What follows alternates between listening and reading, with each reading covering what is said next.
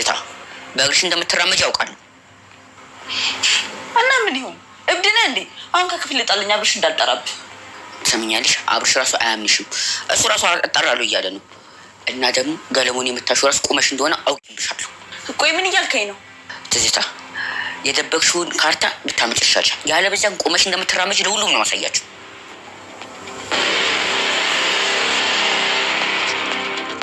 ይኛል አውኮ አካፋና መቃብርና ምያልክ ስታወራ ነበር አዎ የስካርና የድንጋጤ ድብልቅ ነበር አሁን ግን ትንሽ ቀለል አለኝ ገልሞ አብርሽ ይዞት የነበረውን ወረቀት አስታወስክም አዎ በእጄ ላይ ይዤው ነበር ያን ወረቀት እና ካርታው እሱ ነው አይ ይግሊ ያ እንኳን ካርታ አይደለም ምን አብርሽ ይዞት የነበረው ካርታው አይደለም እንዴ ግማሽ የተቀደደ ወረቀት እኮ ነው ምንም አይገልጽም እንዴ ታዲያ ቆይ ለምን ነበር በእጄ ያስከው በቃ መሬት ላይ ወርቆ አገኘሁት ካርታ መስሎ ጮኩኝ ስለዚህ ወረቀቱ የተቀደደ ነው ማለት ነው ትትና ግራ በመጋባት ውስጥ እንግዲህ እስካሁንም አልወጣችም መድብልና ትትናም ግንኙነት ግራ ያጋባ ነው ሌላው ትዝታ ቤተሰቡን ለማፈራረስ እያንዳንዱን በእግሩ አቆመዋል ይሄን ቤተሰብ አተራምሰዋለሁ ብላ ከአንድ ተነስታ ያተራማመሰችው ነው የምትገኘው ትዝታ በስተጀርባ የምትፈልገው ነገር ያደረገች ነው የምትገኘው በተለይ ደግሞ እንግዲህ ያን የቤት ካርታ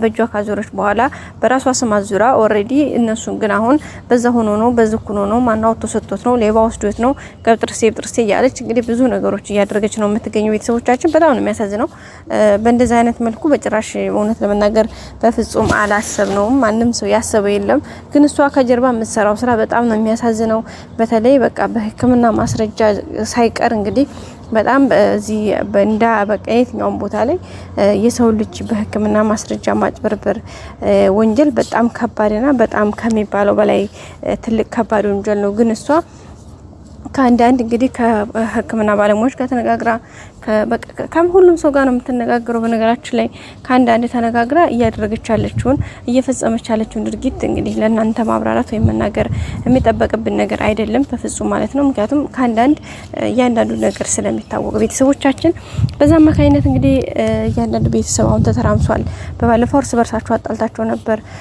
ገለሞና ተንከሲስና መሳይና አብርሽ በቃ አብርሽ አሁን ሁሉንም እነሱ እንዲጠራጠር ተንከሲስ ደግሞ ያየውን ነገር ማን ሊማነው በቃ ያን ነገር አይቷል ቪዲዮውን ቀርጿል ኦሬዲ ግን አጋጣሚ ሆኖ ስልኩ ተቀማ ስልኩ ተወሰደ ያ ስልኩ ስለተወሰደ አሁን ውሸታም ተቆጠረ ኢቭን አብርሽ ለራሱ አይቻታለሁ ምናምን ብሎ እንግዲህ ሁኔታውን ሲናገር አብርሽ አይ በፍጹም ብሎ ነው ማለት በቃ አይደለ ደግሞ አብርሽ ታውቃላችሁ ወላዋይ ነው እንደዚህ ኮስታራ ነገሮችን በትግስትና በብልሃት የሚመለከት አይነት ሰው አይደለምና እሱ ነገር ለማድረግ እንግዲህ ተፍተፍ ያለ ነው ቤተሰብ በጣም በሚያሳዝን ሁኔታ ማለት ነው ኤኒዌይ እንግዲህ አሪፍ እየሄደ ነው ሁኔታዎችን ተመቻችተዋል አሁን ላይ አሁንም ድጋሚ ሌላ ተንኮል አዝዛባቸዋል የትዝታ ማዘዝ ብቻ ሳይሆን እንግዲህ አብርሽና ገልሞ ፊት ለፊት ምን እንዲያገኛቸው ግራ ገብቷቸው እያሉ ነው ድረሱልን እያሉ ነው የሚገኙት ፊታቸው እንግዲህ ብርሃን በመራት ነው የበራባቸው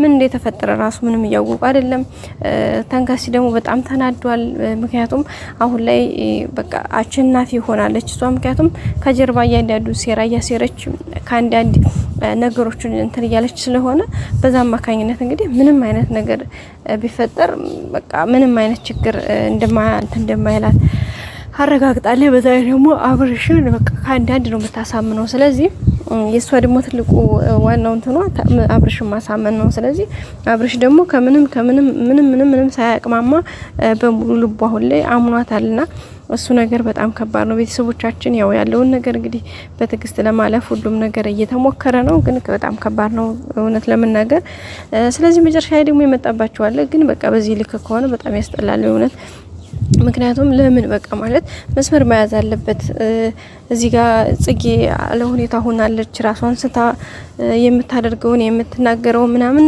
ኤቭሪቲንግ ምንም አታውቅም ጀስት ላይክ ህፃን ማለት ነው እንደ ህፃን ልጅ ቤቢ ሆናለች ራሷን ካዲጋ መጠበቅ አትችልም ልብሷን ቀደሰፋለች ምናምን የሚሏትን ነገር ደግሞ አይታችኋል በቃ አምሮዋ ትክክል አይደለም የመጀመሪያው እሷ በወዴ ጤናው መመለስ አለበት ሁለተኛና የመጀመሪያው ከሁሉም በላይ ቅድሚያ የትዝታ ተንኮል በቃ ሀገ ሊባል ይገባል በዛ ላይ ሊበቃት ይገባል እንዴ የሆነ በሆነ ሁኔታ በሆነ አጋጣሚ በቃ መታወቅ አለበት ሚስጥሯ በቃ መገለጽ አለበት። ስለዚህ እንጂ ዝም ብሎ በዛ ትትትትትላ እንዴት ከዛስ በጣም ያስተላል የምር።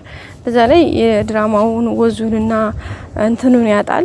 ስለዚህ በዚህ መልኩ ባይሆን ብዬ አስባለሁ በራሴ ማለት ነው። ቤተሰቦቼ እናንተስ ምን ትላላችሁ? እንደዛ ነው የሚሆነው? አዎ በዛ ነው መሆን ያለበት እንጂ እንደው ዝም ብሎ እንዴት ሆነ በዛ ወጣ ወረደ ሄደ መጣ ዘለቀ ምናምን ነው አይቻልም እንዴ! እንዴት ሊሆን ይችላል? በፍጹም ነው የማይሆነው ቤተሰቦቻችን። እንዴ ያንዳንዱ ነገር በትዕግስት ማለፍ እንዳለ ሆኖ ግን ደግሞ ነገሮች መስመር መያዝ አለባቸው።